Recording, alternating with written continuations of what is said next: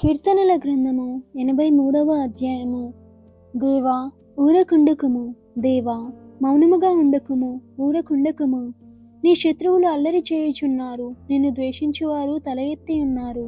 నీ ప్రజల మీద వారు కపటోపాయములు పన్నుచున్నారు, నీ మరుగుజొచ్చిన వారి మీద ఆలోచన చేయుచున్నారు.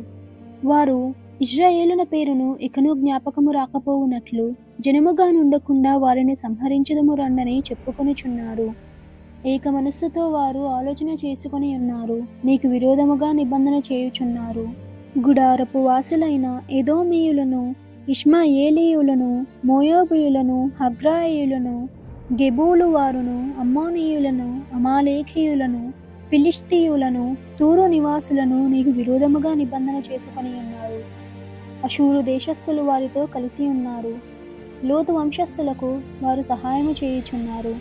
మిద్యానునకు నీవు చేసినట్లు, కీషోను ఏటి యొద్దను నీవు సిసేరాకును యాబీనునకు చేసినట్లు వారికి నీ చేయుము. వారు ఎర్దోనులో నశించిరి, భూమికి పెంట అయిరి. ఒరేబు జేయోబు అను వారికి నీవు చేసినట్లు వారి ప్రధానులకును చేయుము. జేబాహు సల్లున్నా అను వారికి చేసినట్లు వారి సకల రాజులకును చేయుము.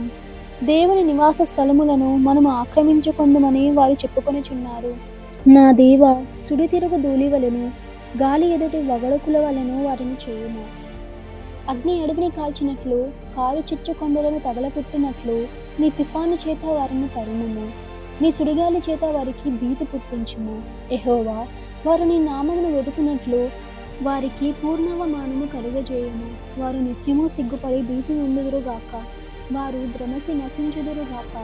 యెహోవా అను నామము ధరించిన నీవు మాత్రమే సర్వలోకములో మహోన్నతుడవని వారెరుగుదురుగాక.